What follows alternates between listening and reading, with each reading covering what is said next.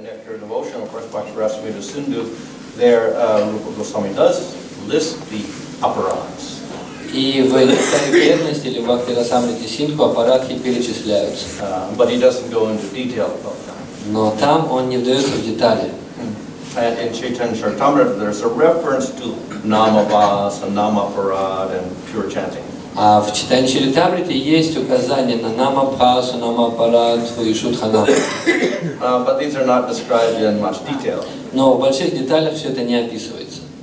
So this work is quite important because it does analyze the aparads in detail, then it also discusses namavas and pure chanting.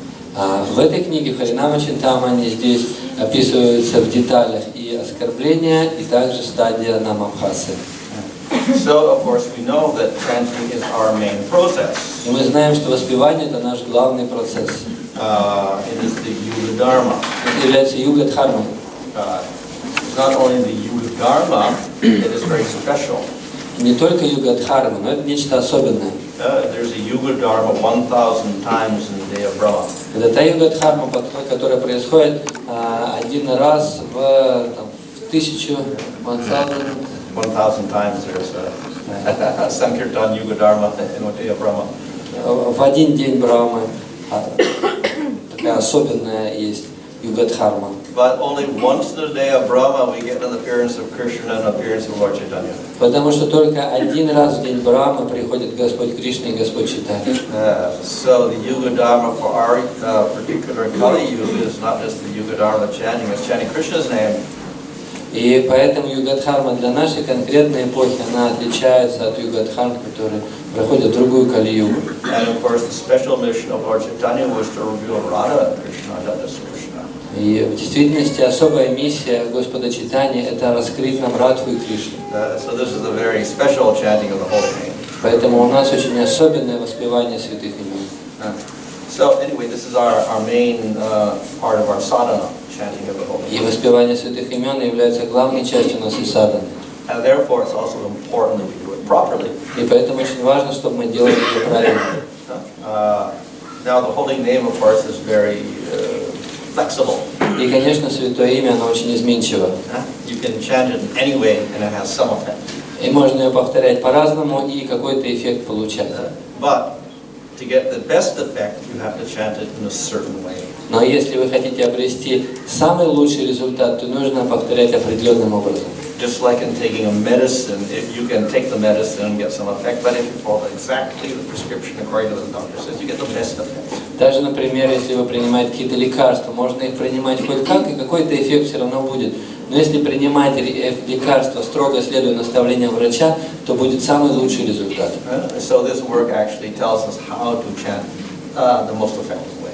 И эта книга, она рассказывает о том, как принимать или как воспевать святые имена наиболее эффективным образом. So the name of this work is Harinam Chintamani. That means the holy name is like a Chintamani gem. И название этой книги Харинама Чинтамани, что означает, что святое имя подобно драгоценному камню Чинтамани. So Chintamani is a special type of jewel. И Чинтамани это особый вид драгоценного камня. Money means a jewel. Деньги означают драгоценный камень. Chinta means thought. Манина это слово на санскрите означает драгоценный камень. Chinta means thought. А чинта означает мысли. So it's a thought jewel. Ну, так получается на русском философский камень. That means a jewel that when you think of something and you hold the jewel, the thought manifests into your wish comes true, so to speak. Это означает, что если вы будете держать в руках этот камень и думать о чем-то, то эти мысли, они реализуются. I think they call it a wishing stone or a philosopher's stone or something like that. Да, поэтому он называется камень, исполняющий желания, или философский камень. It is similar to the desire tree, or the kalpataru. Также это подобно калпатару, то есть древу, исполняющему желания. So the holy name is like that. It is like a jewel, and whatever you want, you can get. И святое имя, оно подобно такому драгоценному камню. То, что вы хотите, вы и получите.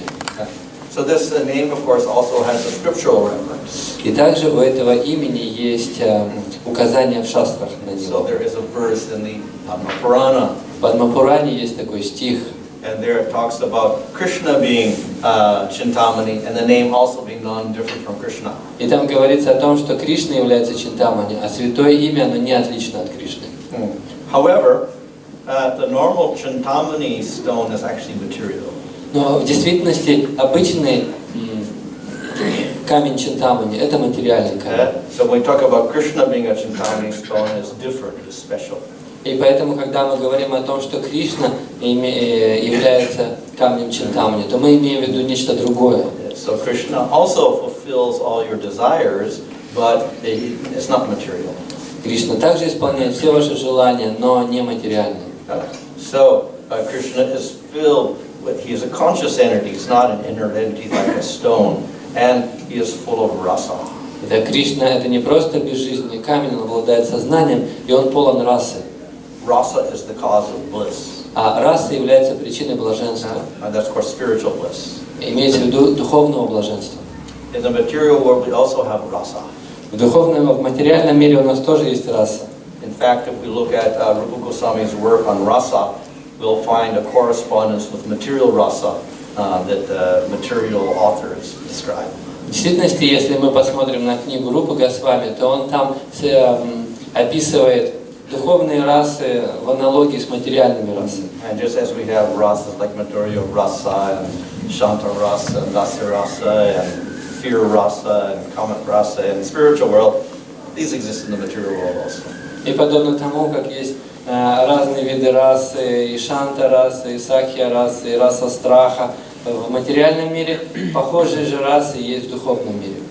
And it's through the rasa that we get some happiness. И благодаря этим расам, через эти расы мы получаем какое-то счастье. So in the spiritual, the rasa arises because of a relationship between Krishna and the jiva. И духовные расы, они возникают из-за взаимоотношений, которые есть у дживы с Кришной.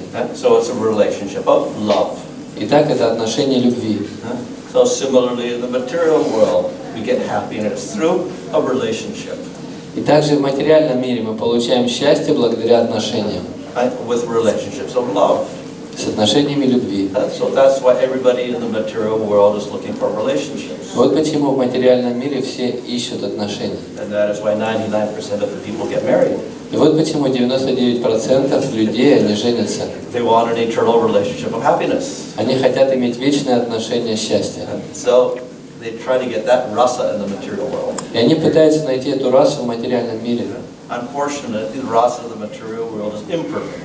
Но, к несчастью, материальная раса не является совершенной. And often the secondary rasas are more prominent than the primary rasas. И часто бывает, что вторичные расы, они становятся более важными, чем основные расы. So secondary rasas are fear and lamentation and ghastliness and horror.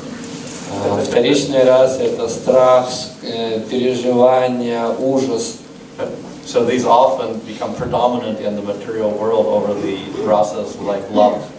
И эти расы вторичные, они могут перекрывать основные расы любви. And the primary rasas of love are not permanent, they're temporary.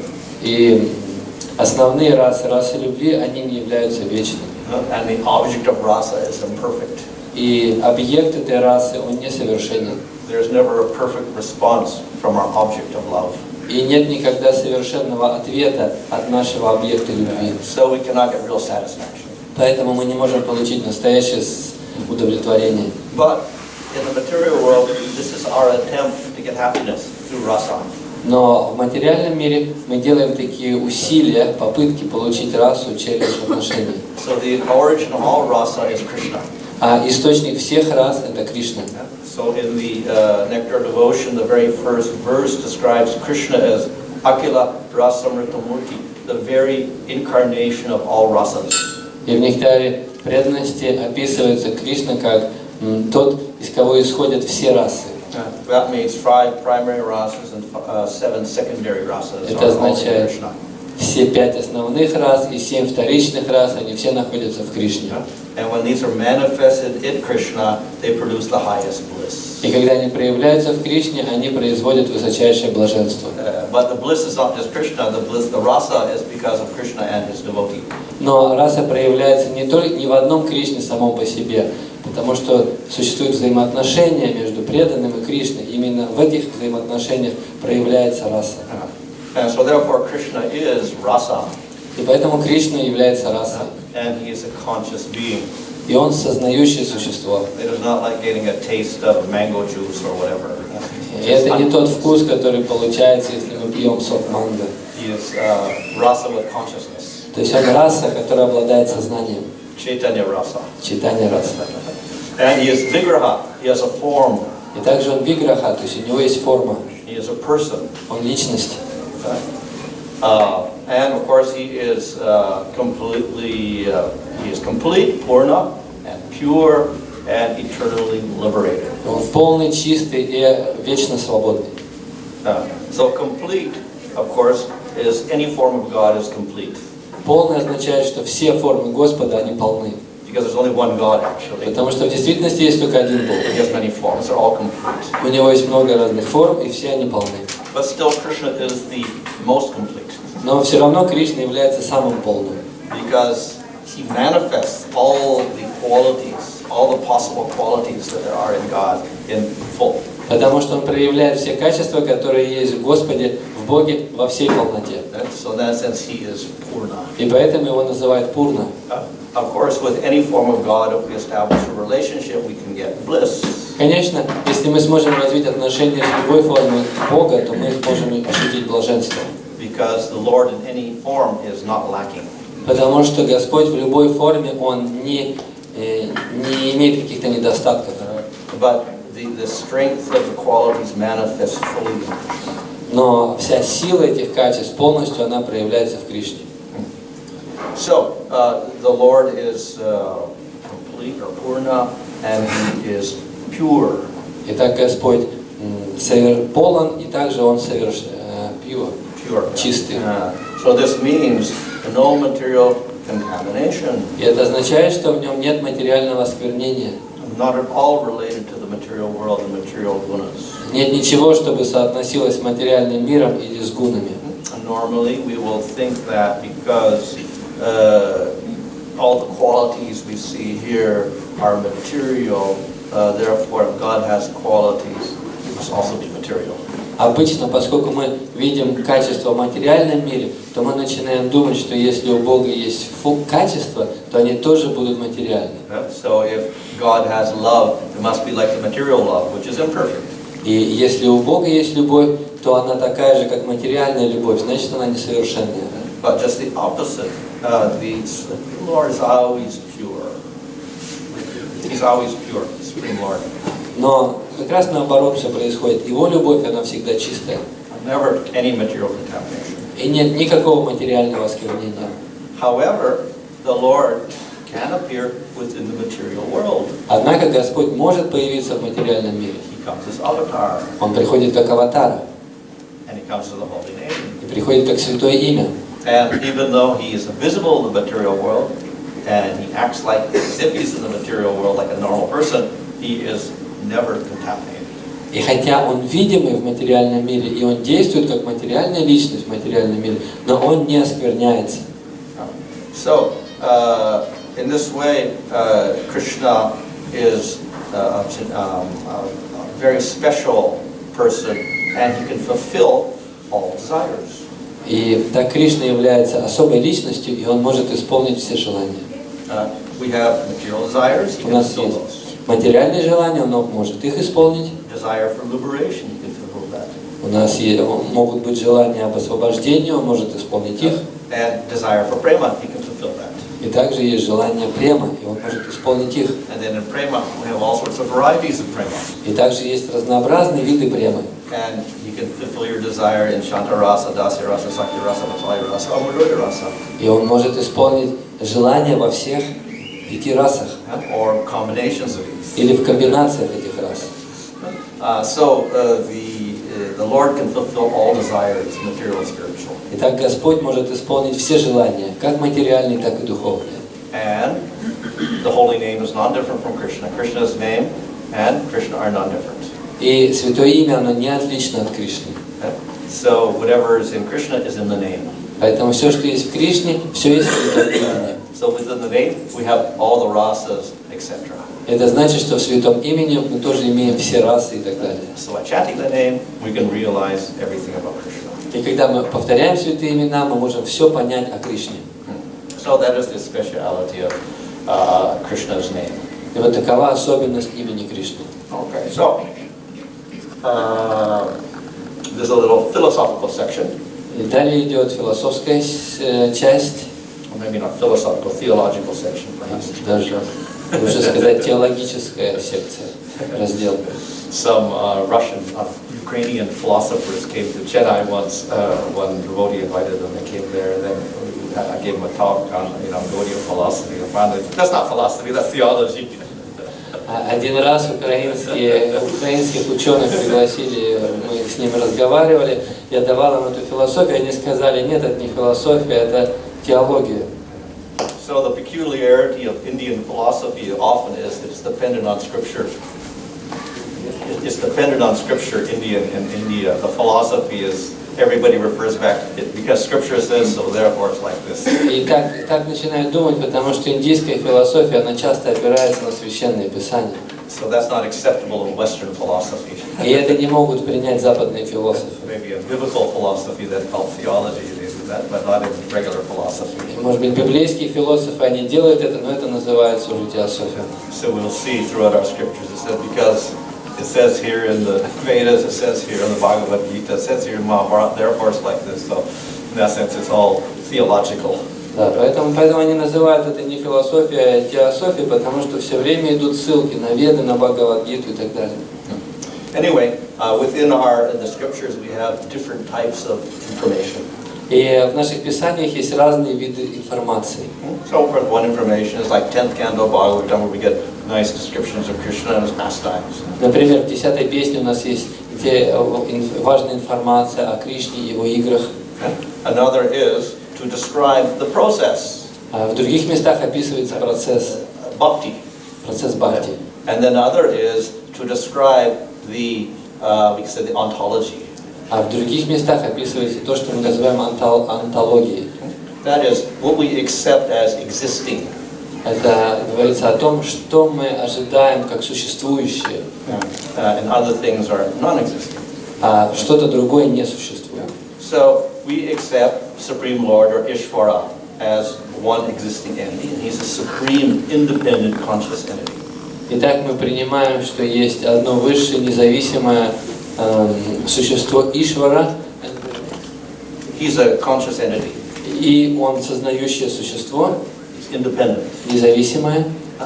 Now, this supreme entity, the Supreme Lord or Ishvara, he has Shaktis. И это верховное существо обладает шакти. And the first is called Antaranga or Chit Shakti. И первая шакти называется антаранга или чит шакти. Which is the literal meaning of Antaranga is internal.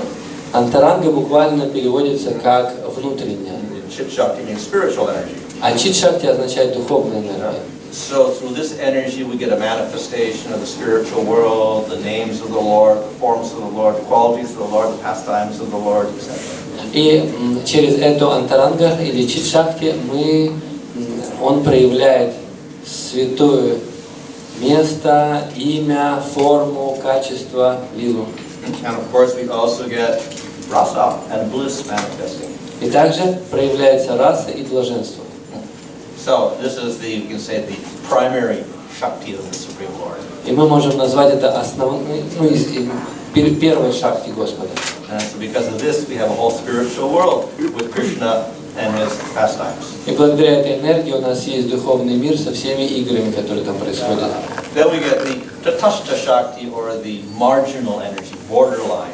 Затем у нас есть вторая энергия, это татастха шакти или пограничная энергия. So the jiva, like the Supreme Lord, is conscious. И джива, подобно Господу, также обладает сознанием.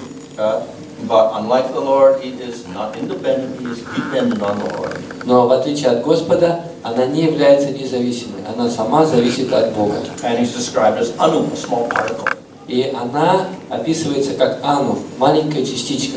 The Lord is described as vibhu, pervading everywhere. Господь описывается как вибу, тот, кто пронизывает собой все. So in other words, they're quite different. Иначе говоря, они отличаются друг от друга. Now, Ishvara, or the Lord, is one person. И Ишвара — это одна личность. The jivas are infinite in number. А джив — бесконечное количество. That means each jiva is this individual particle of consciousness that has a sense of I. Иначе говоря, джива — это маленькая частичка сознания, у которого есть чувство «я». The Lord may have many forms, but He is one person with one I. У Господа может быть много форм, но у него есть одно чувство «я». So this jiva with his one particle of consciousness has some free will. He can make choices. He's aware of things. И у этой дживы есть определенная независимость, она может выбирать. And he is called a bhokta. By his nature, he has a capacity for enjoying or to get happiness. И по своей природе у дживы есть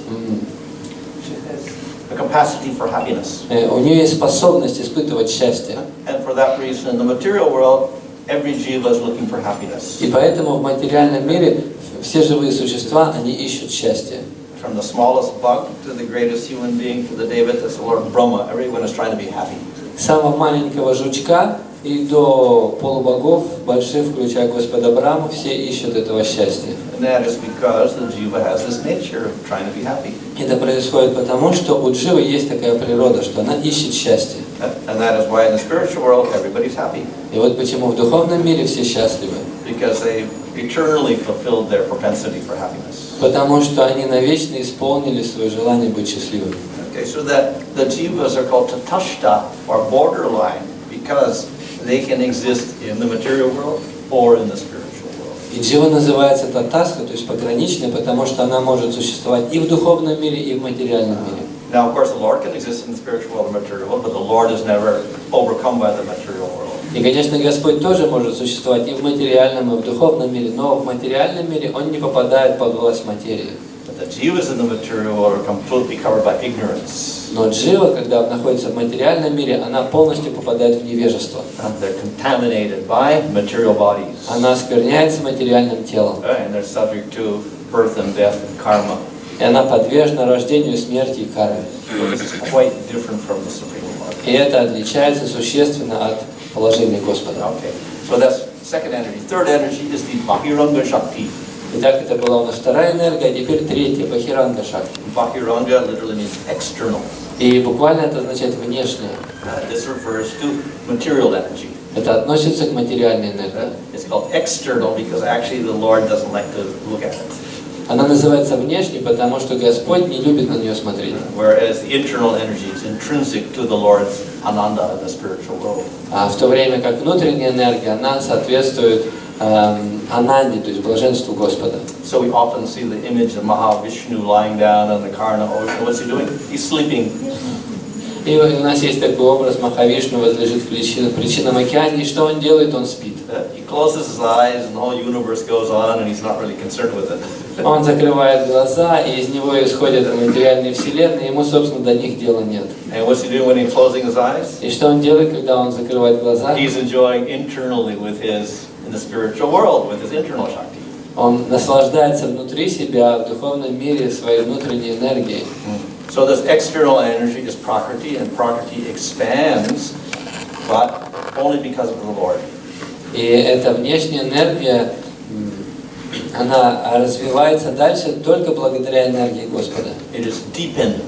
Она зависима. Unlike the jiva, who's also dependent, it is unconscious. Но в отличие от дживы, которая также зависима, материальная энергия не обладает сознанием.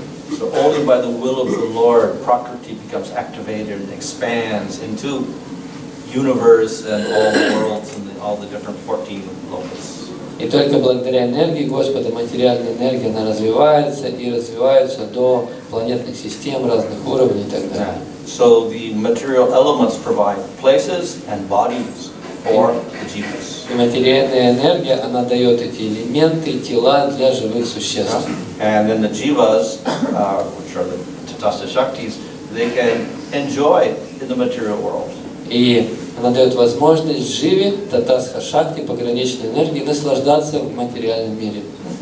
And so that in brief is our theology or our philosophy. Итак, это вкратце наша философия или теософия. There is a real Supreme Lord, что есть реальный Верховный Господь. There is the three Shaktis, the spiritual Shakti, which produces this real spiritual world. Есть три шакти, внутренняя шакти, которая создает реальный внутренний мир. There is the Bahiranga Shakti, which produces a real material world. И есть Бахиранга шакти, которая создает реальный материальный мир. And there's the Tatastha Shakti, which produces real jivas. И есть Татастха шакти, которая производит реальных джив. So we have to define in this way because we have other philosophies that say completely different things. Мы должны определить так нашу философию, потому что есть другие философы, которые полностью по-другому все трактуют. And some of these philosophies even say we are following the Vedas. И некоторые из таких философов, они утверждают даже, что они следуют ведам. So some philosophies say no Supreme Lord. И такие некоторые философы, они говорят, что нет Верховного Господа. Like Sankhya philosophy. Например, философия Санхи. Or even Karma Mimamsa philosophy. Или даже философия Карма Мимамса. And some will say no jivas exist. А некоторые говорят, что не существует живы. And no material world exists. Или не существует материального мира. And no spiritual world exists. И не существует духовного мира, они говорят. So what exists? А что же существует? A Supreme Lord, but a Supreme Lord with no qualities and form and activities. А существует Верховный Господь, но без деятельности и без качества. So that's Shankara's Mayavad philosophy. И это будет философия Шанкарачари, Майявады. So that's why we have to define things very clearly. What is real? We have a real jiva, a real material world, a real spiritual world, a real Supreme Lord. Вот почему нам нужно четко определить нашу философию, что есть реальный Господь, реальный материальный мир, реальная жива, реальный духовный мир. So part of the effort of our acharyas like Jiva Goswami is to show that this is the conclusion of Scripture. И часть усилий, которые прикладывали Шри Госвами, было направлено на то, чтобы показать, что вот это является заключением шастр. So that he does in his Satsandarbha. И это он сделал в своей книге Сатсандарбха. Scriptures like the Bhagavatam and the Vedas also will show that all of these are real. Где он говорит, что Бхагаватам, Веды и Бхагавадгита, они говорят, что все это реально. So based on this, we can develop a goal and a sadhana to get to the goal. И в соответствии с этой философией мы можем понять, в чем наша цель, и определить садхану, которая поможет нам достичь этой цели. If some of these things are unreal, then we're going to have a completely different goal and a completely different sadhana. Если какая-то из этих вещей является нереальными, то у нас будет это другая цель и другая садхана. So this is according to our philosophy, the reality, and then we have the sadhana. Итак, такова реальность в соответствии с нашей философией, а теперь садхана. So we accept that are different sadhanas. Итак, мы принимаем, что есть разные садханы. But they're not all the same and they don't all lead to the same goal. Но они не являются одинаковыми и не ведут к одной и той же цели. So broadly we have the karma yoga, jnana yoga, stanga yoga, and bhakti yoga sadhanas. Итак, у нас есть такие садханы, карма-йога, гьяна-йога садхана, бхакти-йога садхана. So these are the actions we do in this world. Это та деятельность, которую мы совершаем в материальном мире. In order to attain a certain goal. Для того, чтобы прийти к определенной цели. The scriptures, their main goal ultimately is to make us do something. И цель Писаний – побудить нас что-то делать. And this, of course, is very necessary because the whole problem of the living entity is what to do. И это очень важно для живого существа, потому что у живого существа есть проблема, и нужно понять, что делать. And answer that question, what is the goal of my life? И получить ответ на вопрос, в чем цель моей жизни. So we need the goal and we need activity to get to the goal. Поэтому нам нужна цель, и нам нужна деятельность, которая поможет нам прийти к этой цели. So the scriptures give us various actions to get to certain goals. И в Писаниях написаны разные виды деятельности, которые приведут нас к цели. But the goals are quite different. Но сами цели тоже разные. So in that sense, they don't all lead to the same goal. И это означает, что разная деятельность нас приведет к разным целям. But they have a certain purpose. Но есть одна цель определенная. So we have karma yoga, which is discussed by Krishna in chapter 3 of Bhagavad Gita. И у нас есть карма-йога, которую Кришна описывает в 3 главе Бхагавад-гиты. This is performance of duties prescribed by Scripture. Do this and don't do this. И в ней описываются те обязанности, которые мы должны выполнять в соответствии с предписаниями шастры, что означает, должны делать это и не делать этого. And to make it more special, according to your gunas, you have different duties. И быть более точным в соответствии с разными гунами, в которых вы находитесь, у вас есть разные обязательства. So we get duties according to varna. Итак, у нас есть обязанности в соответствии с варнами. And the whole goal is ultimately artha and kama. И цель этой деятельности – это обрести артху и каму. That is, maintain our material body and get a little enjoyment. То есть поддерживать материальное тело и получить немного удовольствия. Which is probably the goal of most 99.9% of the people in the material world. That's what they want to do. И в действительности это то, чего хотят это 90% людей. So this is the method for most people in the material world. Итак, это основной метод для большинства людей в этом мире. And this is established by the Manus 14 times in one day of Brahma. И это установил Ману, который говорит 14 times. 14 раз в день Брахмы говорит об этом. And their descendants go on for 71 yuga cycles propagating this dharma. И его последователи, они потом в течение 71 цикла из юг, они проповедуют эту дхарму. Now it's material. Это материально. And ultimately it has a rather semi-spiritual goal. И в действительности это полудуховные цели. The material goal is satisfy all the human beings with material desires. То есть, чтобы удовлетворить живое существо исполнением материальных желаний. The spiritual goal is to lead them to sattva guna. А духовная составляющая – это привести это живое существо в саттва-гуну. So after many lifetimes of following this system, hopefully the jiva will get to a sattva guna body. И через много-много жизней следования этим правилам есть надежда, что живое существо оно попадет в саттва-гуну. So that is the limit of karma yoga. И это предел карма-йоги. So what is good about sattva guna is that is the door for spiritual life. А саттва-гуна, она является дверью в духовную жизнь. So sattva guna is material, but Krishna very cleverly has hidden within the gunas something spiritual. И саттва-гуна – это материальная гуна, но Кришна очень умело спрятал туда нечто духовное. And so atma-gyana, knowledge of atma, is a manifestation of sattva guna.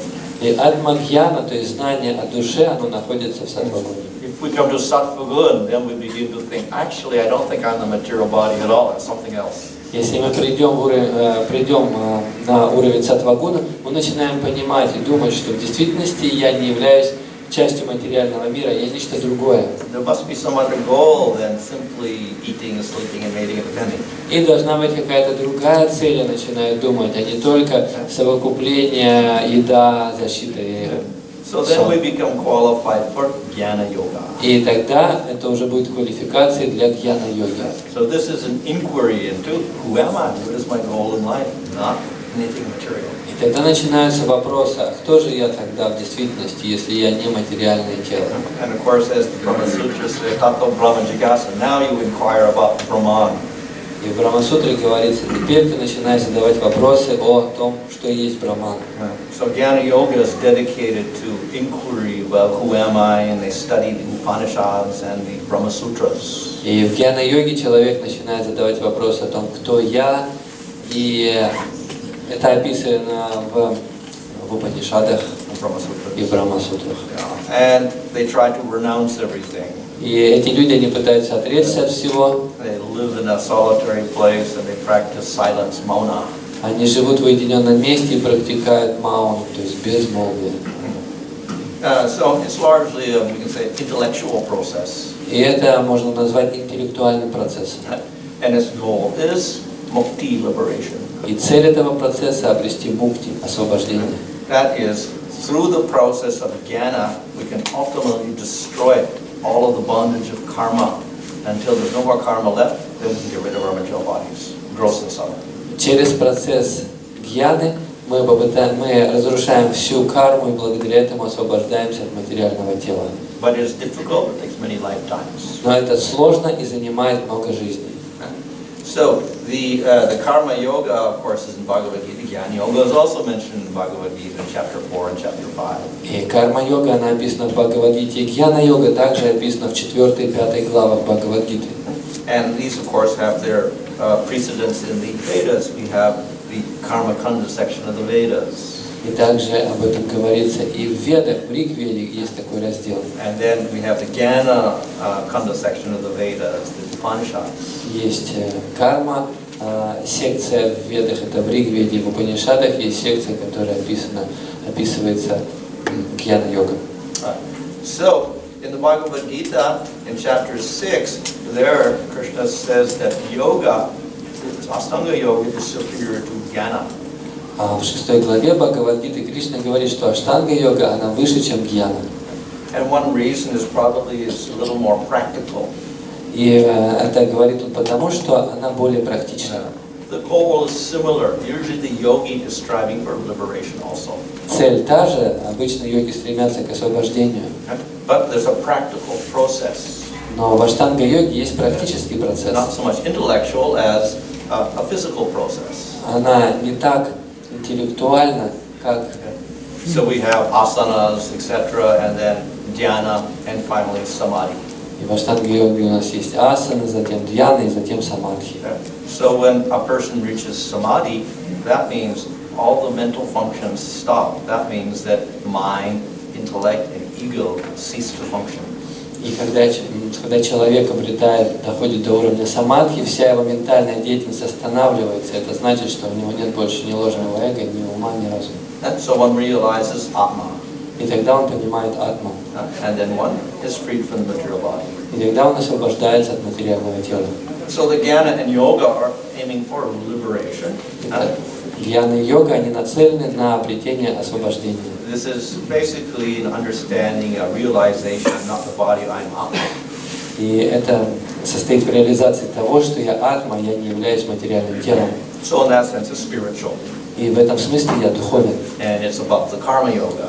И это относится... Above karma. Это выше, чем карма-йога.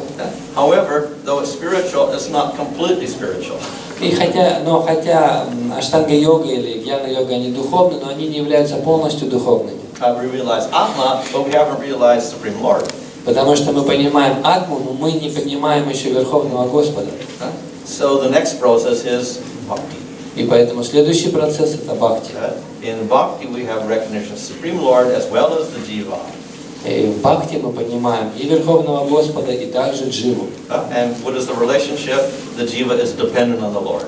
И каковы отношения между ними? Джива зависит от Верховного Господа. So by nature we are the servant of the Lord. И по природе мы являемся слугами Господа. So that recognition is the beginning of the bhakti process. И это понимание является началом процесса бхакти. And what's the goal of that process? It is prema. А какова цель этого процесса? Это обретение премы. So prema means rasa. И према означает раса. And rasa means bliss. А раса означает блаженство. So the goal of the jiva is happiness and bliss, and the jiva attains that through the process of bhakti. И цель дживы это счастье, блаженство, и его джива получает через процесс бхакти.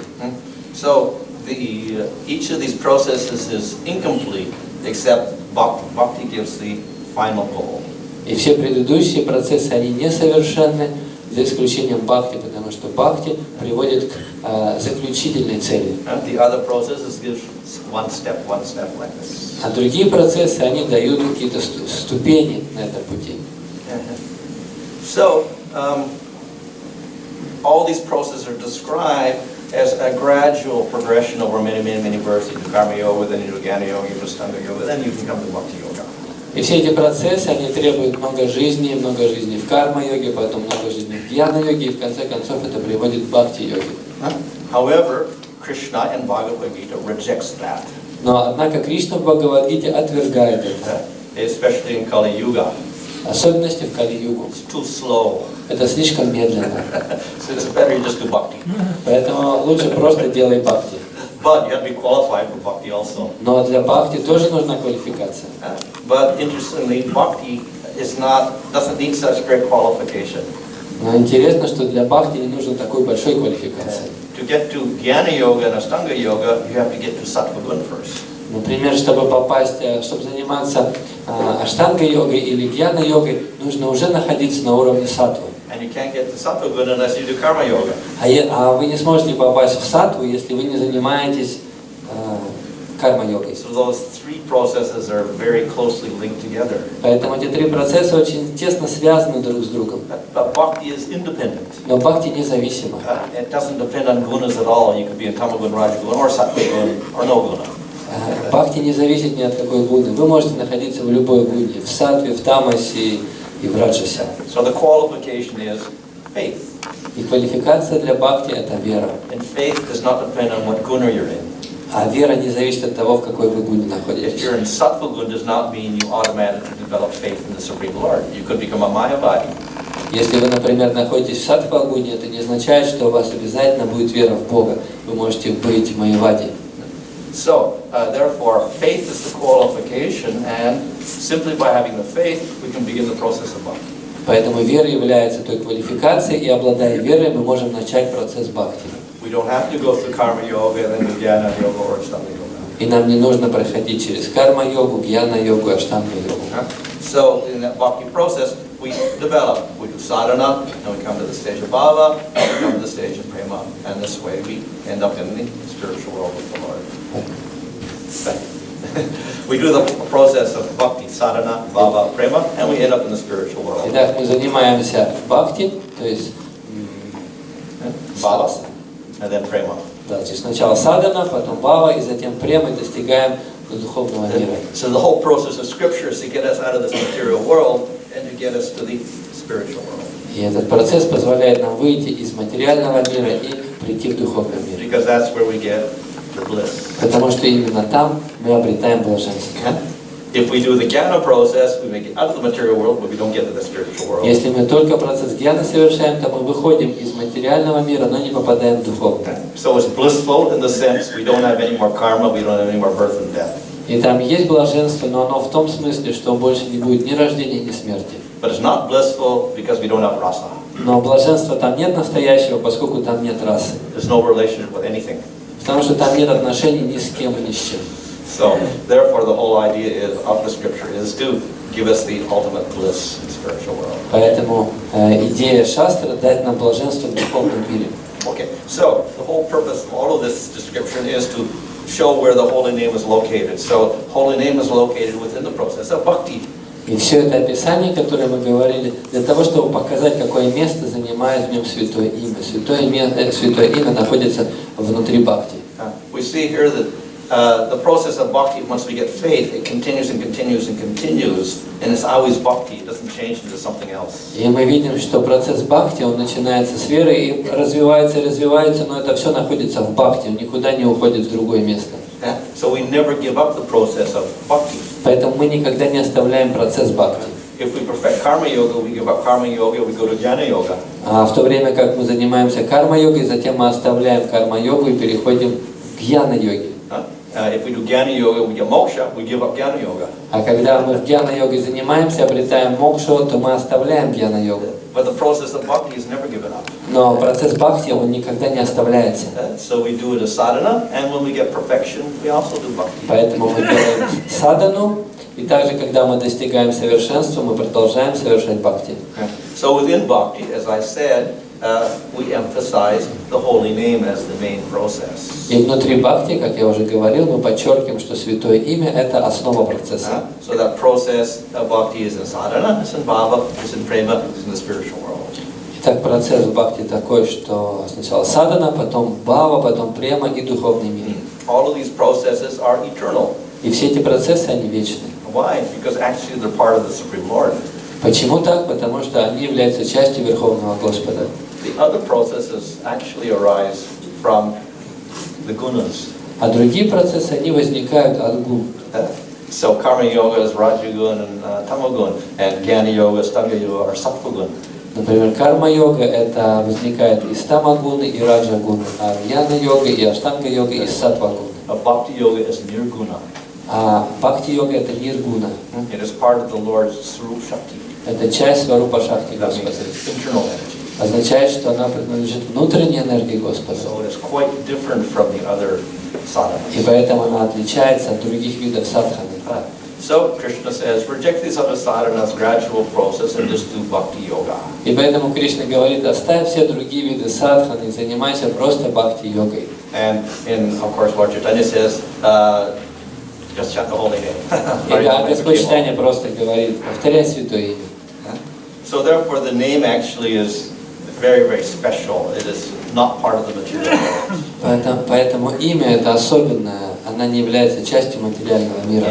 The Lord, as I said, has his shaktis. И Господь, как я уже сказал, обладает этими шакти. It's broadly described, he has three parts of the internal shakti, Sandhini, Samvit, Hladini. И у нас есть три вида внутренней энергии Господа. So from the Sandhini Shakti, we get the manifestation of his name, form, qualities, and lila. И из его Сандхини Шакти исходит деятельность, качество, форма и имя. And interestingly enough, in the name, all of these things are also there. И интересно, что в самом имени эти вещи тоже присутствуют. So the name actually is the easiest approach to Krishna. И поэтому легче всего прийти к Господу через святое имя. Of course, we have another process, the deity. Конечно, у нас есть другой процесс, это божество. But that was the process in Dwapara Yuga. Но этот метод был в основном для Двапара-юги. So in Kali Yuga we have the name, that's the process. И в Кали-югу у нас процесс это святое имя. So within the name we have the form, the qualities, the activities, and finally the rasa of the Supreme Lord. И в имени у нас есть и формы, и качества, и деятельности. В конечном счете у нас есть раса Верховного Господа. So therefore, of course, we say Hare Nama, Hare Nama, Hare Nama, only the holy name, only the name. And we can get all the things out of the holy name, all the realizations. И поэтому мы говорим воспевание, воспевание, воспевание святых имен. И все реализации мы можем получить через святое имя. So, of course, there are different types of names. Но, конечно, есть разные виды имен. We have the primary names and secondary names. У нас есть основные имена и вторичные имена. So the primary names will describe the wonderful spiritual qualities, form, and activities of the Lord in His spiritual realm. И основные имена, они описывают качество деяния Господа в духовном мире. So by chanting these names, then we get to Brahma and we go to the spiritual world. И когда мы повторяем эти имена, мы возвращаемся в духовный мир. Then we have secondary names. Также у нас есть вторичные имена. So these are very general names: the greatness of God, Ishvara, Paramatma, witness of the material world, the Creator, etc. Это такие общие имена, которые говорят о том, как он связан с материальным миром, Творец, Свидетель и так далее. So these names will lead us ultimately to elevation in the material world and impersonal liberation. И эти имена, они приводят нас к прогрессу в материальном мире и в конечном счете к освобождению. So therefore we should choose the personal names of the Lord, the primary names. Поэтому мы должны обратиться к личностным именам Господа, к основным его именам. Okay. So we have different stages or different types. We have Namaparad, Namabhas, and pure chanting. Затем у нас есть разные стадии. Это Намапарад, Намабхас и Шудханама. Yeah. So in Namaparad, we may think that the name is material, and Krishna is material, Krishna and his name are different. И на уровне Намапарадхи мы можем думать, что имя материальное, Кришна материален, и имя и Кришна отличны друг от друга. In other words, we don't actually believe in God. Иначе говоря, мы можем не верить в Бога. So we don't get any good effect from that. И оттуда мы хороших результатов не получим. Of course, we have exceptional cases. Конечно, есть исключения. The name of Krishna is also very special. Потому что имя Кришна, оно тоже особенное. So when someone like Sri Ишопанишад chanted the name of Krishna in hatred, he got a good result in spite of the fact that he was aparadi. Поэтому, например, Шри Ишопанишад, несмотря на то, что он повторял имя Кришны и совершал аппарат, он все равно получил хороший результат. So Namabhas is, we can say, a little better.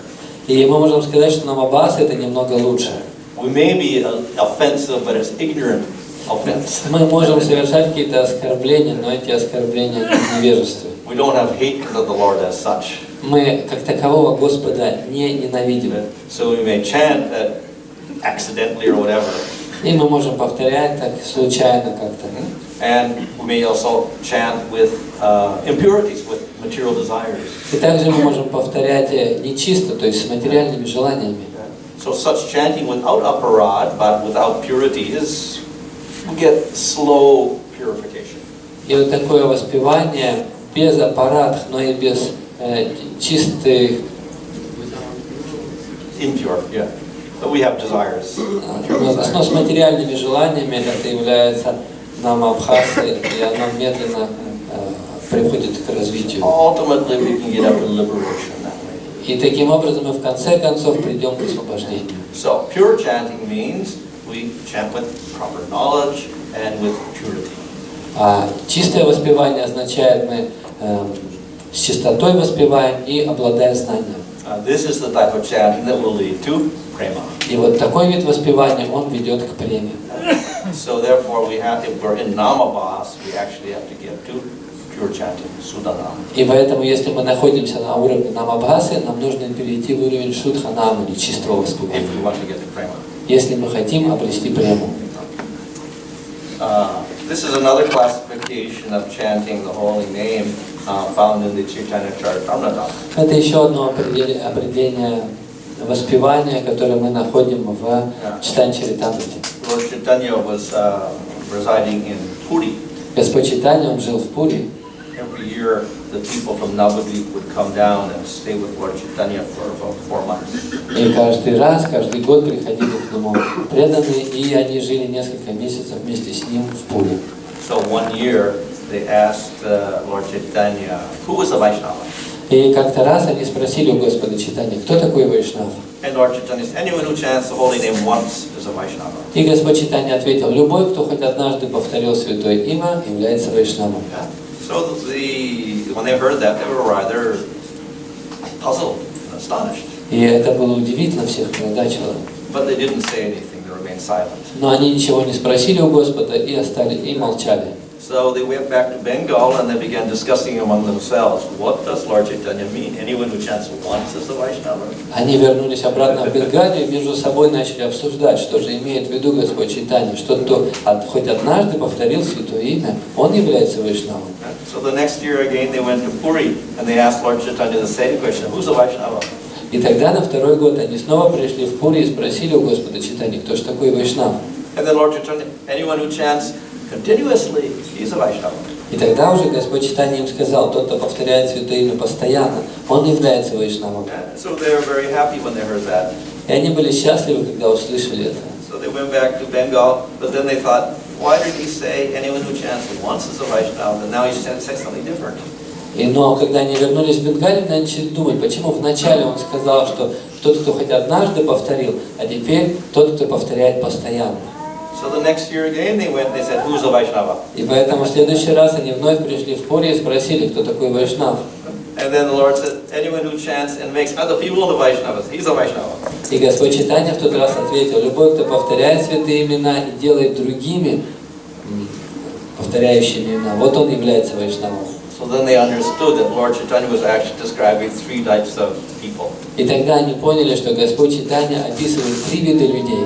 So if you would even chant the name once purely, that's very fortunate. Поэтому, если вы хотя бы раз чисто повторили святое имя, то это большая удача. Based on that, you can advance further. И на основании этого вы можете продолжить повторять дальше. If we are chanting constantly, that means we're quite fixed in bhakti. А если мы повторяем постоянно, это значит, мы сосредоточены в бхакти. And then the third is that we're so pure that we can influence others to also chant. А третий ответ означает, что мы настолько чисты, что мы можем повлиять на других, чтобы они тоже повторяли. So we know that in Lord Chaitanya's movement, the 2 aspects are to develop a taste for chanting and to give the name to other people.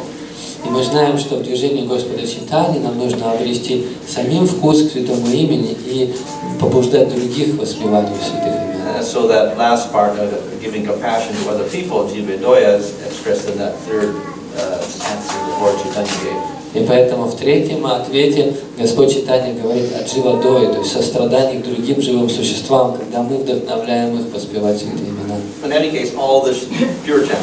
Но в любом случае все 3 означают чистое воспевание. So who was qualified to take up the chanting of the holy name? Итак, кто же квалифицирован, чтобы принять воспевание святых имен? And the answer is any human being. И ответ такой: любое живое существо.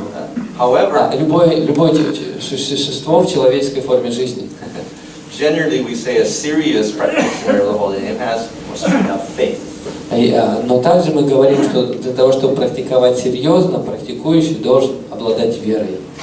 But there is no consideration of pure or impure or certain places or certain times.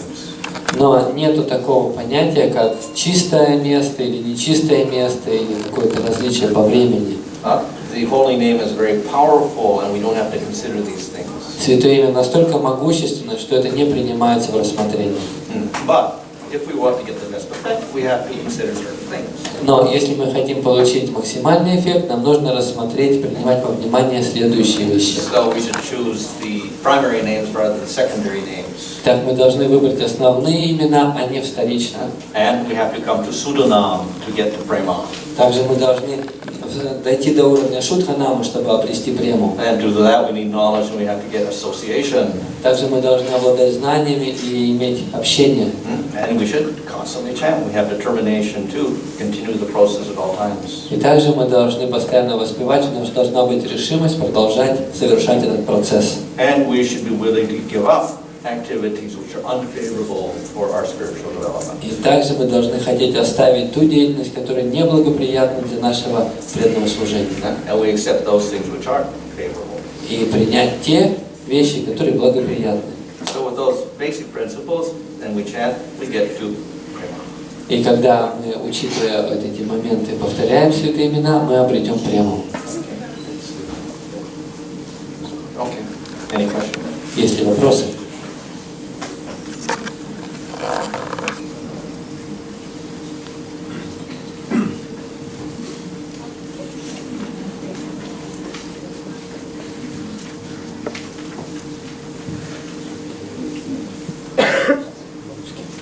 Плохие привычки настолько укоренились, что трудно избавиться от них. Где здесь такая решимость? When bad habits so engross in our heart, how can we overcome these bad habits? Well, we have in chanting many different stages. We have sadhu sangha, bhajana kriya, and we have anartana vritti, and we have nishta. So the process of bhakti and the process of chanting will destroy the anartanas. Мы повторяем на разных стадиях шрадха, садхусанга, баджана крия, наштаниврити, нишка. И процесс бхакти, он разрушает наши анартхи. So the process will work, but there's a little condition. Итак, процесс будет работать, но есть определенные условия. And that is expressed in the 10th aparad, who have very strong material attachments in spite of hearing all the glories of the holy name. И это описывается в 10-м оскорблении, где говорится, что повторять святые имена, имея сильные материальные желания. So if we have no desire to give up those bad habits and we keep indulging in them, then it is very difficult for the name to carry out its purification. И если мы повторяем, и у нас нет желания избавиться от этих материальных привычек, то тогда будет довольно сложно. So as much as possible, we control our senses and we control our mind. Поэтому, насколько возможно, мы должны контролировать наши чувства и наш ум. And we follow the process of bhakti. И должны следовать процессу бхакти. So as I said there, the last slide there was to avoid unfavorable things and to follow the favorable things. И как на последнем слайде было, что нужно избегать неблагоприятных вещей и принимать благоприятные вещи. So in the stage of sadhana, nobody is pure. И на уровне садханы никто не является чистым. And even in bhava, one is not pure. И даже на уровне бхавы не является чистым. So this anarthas all the way up to prema. Анархи, они продолжаются до уровня премы. And they can cause disturbance. И они могут вызывать определенное беспокойство. So we have to tolerate. И мы должны их терпеть. And restrict as much as we can. И ограничивать их, насколько у нас And by the получится. performance of the bhakti, then gradually the anarthas get destroyed. И благодаря совершению процесса бхакти постепенно анархи будут разрушаться.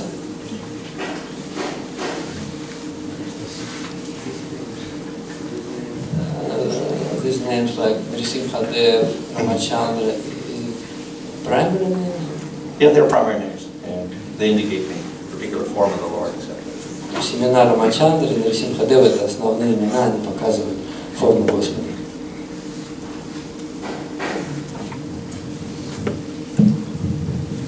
Я слышал неоднократно, что вот на уровне повторения Святого имени чистого однажды, постоянно, и когда человек может вдохновлять других, что это каништха, мадхима и уттама. Но вроде бы кажется, что мадхима тоже может вдохновлять других, повторять чисто. I heard that there's 3 levels of pure chanting, like chant one time only, then constantly chanting, and then to inspire others. It's corresponded with Kanishka, Madhyama and Uttama Adhikari. But I heard that Madhyama also can inspire others to chant. Well, it depends on our definition of Kanishka, Madhyama, and Uttama. It may correspond to the definitions given in the Nectar devotion, which are all within Vaidhi Bhakti actually, so they're all within sadhana. Есть разные способы деления на Канишка, Мадхьяма и Уттама Адхикари. Один может относиться к тому, что описано в Нектаре преданности, и там все это относится к Вайди Садане. So they're all practicing pure bhakti. Там они все практикуют чистое бхакти. But Kanishka is unsteady. Но просто Канишка, он нестабилен. And he doesn't have any scriptural knowledge. И у него нет знаний Писания. So people can defeat him and his faith can waver. И так его могут люди победить в философском споре. So the Madhyama has a little more knowledge, not complete, not more knowledge. А у Мадхьяма Адхикари в том случае у него есть больше знания, оно не полно, но у него оно есть. So other people can still defeat him. И другие люди все равно могут победить его в споре. But his faith doesn't waver. Но его вера, она не поколеблется. So the Uttama in sadhana bhakti, he has profound knowledge of scripture. А Уттама в садхана бхакти, у него есть полное знание Писания. He has strong faith, И у него есть сильная вера. such that he can not defeat it. И таким образом его невозможно победить. He can defeat others, Он может победить других. and he can convince others to become devotees. И он может убедить других, чтобы они стали преданными. So he's like the third category. И в этом смысле он будет считаться как тот, кто принадлежит к третьей категории. But that's all within sadhana bhakti, not even bhakti. Но в любом случае все эти 3 категории, в этом случае они относятся к садхана бхакти.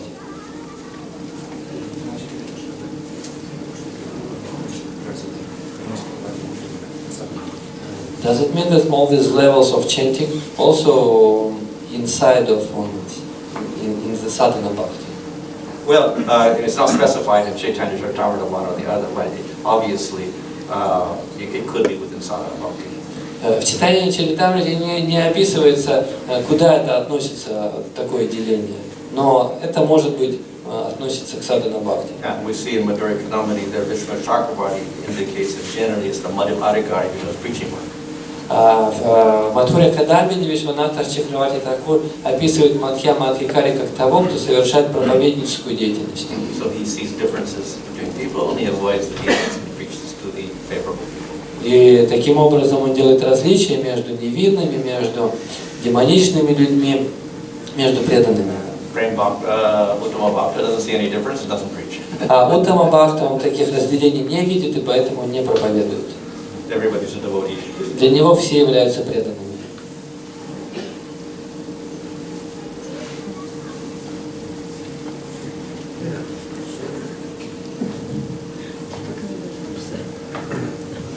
Спасибо большое за семинар. А вы говорили, что если... Ну там, конечно, про гены говорилось и про йогу, что если другая философия, как бы, то и другая практика у них. Но я имею в виду, что вот в сознании Кришны такое может быть, что человек он немножко отклоняется от философии и соответственно, это приводит к неправильной практике. И также наоборот, что если он где-то неправильно практикует, не следует полностью наставлению духовного учителя, то это он со временем придет к отклонению, к философским отклонениям. You told about different kind of philosophers with different practices. Is it possible that as a devotee, devotee may have like a wrong philosophical conception, and it will lead him to wrong practice. Or for example, if definitely. or vice versa, he has wrong practice, and this cannot lead him to the wrong philosophy afterward. In both cases. Да, похоже, что оба случая невозможны. Obviously, with the wrong philosophy, let's say, and we're chanting the holy name, but we think that Krishna is material, we're not going to get to the spiritual world that way. Конечно, если мы неправильно практикуем, например, думаем, что Святое Имя оно материально, то мы не попадем в духовный мир. So that's one. And what other was? If you have the wrong practice. Well, generally the wrong practice would mean that probably the goal is completely different. Если у нас есть неправильная практика, то это означает, что цель совершенно... The goal would be different. Что цель будет другая.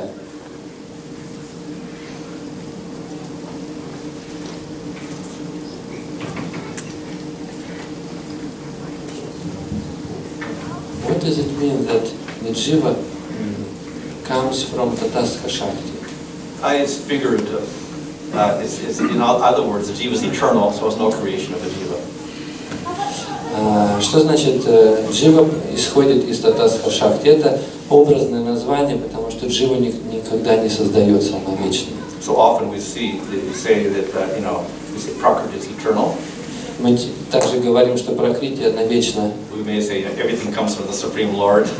Но также говорим, что все исходит из Верховного Господа. So we will think that everything, Prakriti and Jiva, are created by the Lord, but actually they're all eternal. И так мы можем подумать, что и Пракрити, и Джива все созданы Верховным Господом, но в действительности и Пракрити, и Джива это они вечны. So generally we accept them as eternal, so that's the truth. И поэтому мы принимаем их как вечные, и это истина. And then we interpret the statement coming from or originating with, and we say it's figurative, it's metaphorical, whatever. Вот такое утверждение, как исходит из или как бы создается, мы говорим, что это такое описательное или образное выражение. So it means everything is dependent on the Lord. Что означает, что все зависит от Господа. So lakshana or interpretation is used, indirect meaning is used where there's contradiction. Итак, косвенное объяснение возможно, когда возникает такого рода противоречие. As we see in Bhagavad Gita also. Это то же самое мы видим в Бхагавад-гите. In chapter 3, Krishna says karma yoga is the best. Do karma yoga. В 3 главе Кришна говорит, карма-йога это самое лучшее, поэтому занимайся карма-йогой. And then chapter 9 he says these people are foolish. А затем в следующей главе, в последующих главах он говорит, что карма-йога это для глупцов. So we have to choose one of the other statements. Поэтому мы должны выбрать либо то утверждение. And the other is conditional or metaphorical or whatever. То есть одно является основным, а второе оно таким зависит от условий.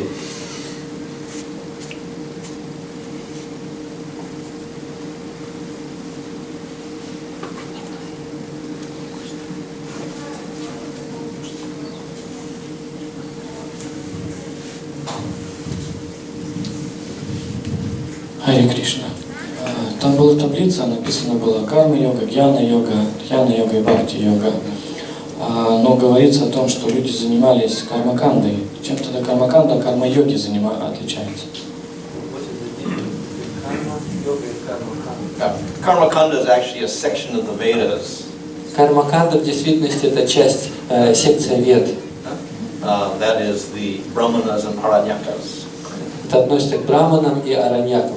So there are sections that deal with explanations of how to use the Vedic mantras for sacrifices in order to get to Svargaloka or to get sons or whatever material.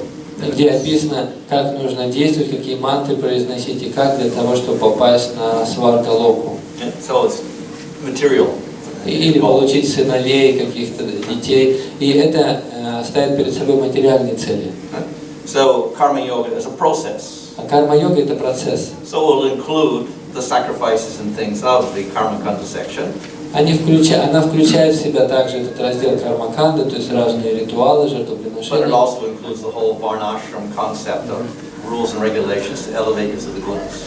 Но также она включает в себя раздел варнашрама, который возвышает вас в гунах природы.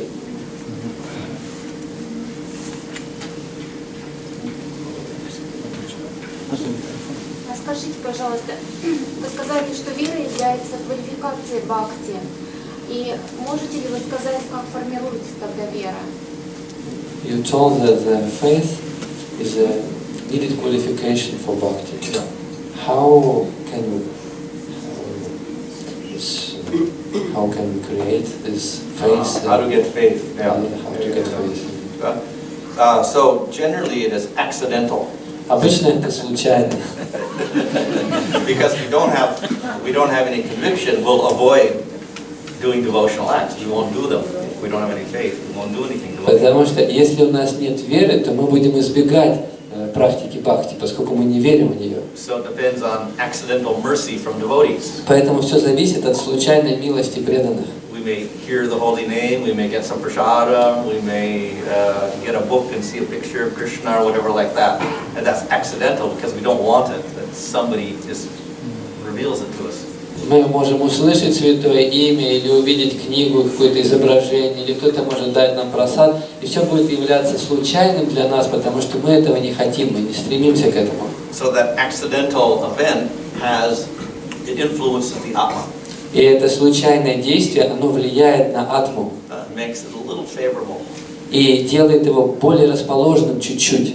But it takes many of those accidental acts to come to the level of faith. Но этих случайных вещей должно быть много-много для того, чтобы это привело к вере. So finally, when the Atma gets a conviction in the existence of the Supreme Lord, then it surfaces into our mind, etc., and then we begin to consciously look for something spiritual. И когда таких вещей накапливается достаточно много, что душа начинает чувствовать убежденность в том, что Господь существует, она уже начинает сознательно искать.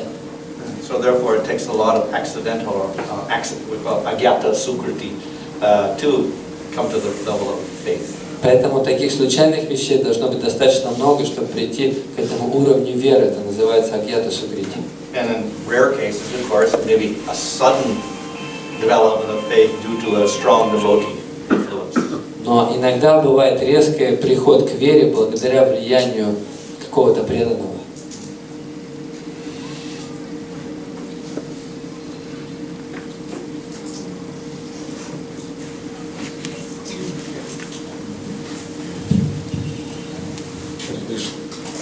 Рассказать про уровни воспевания поподробнее и как вот человек понимает, на каком уровне и какие усилия прилагать, чтобы двигаться.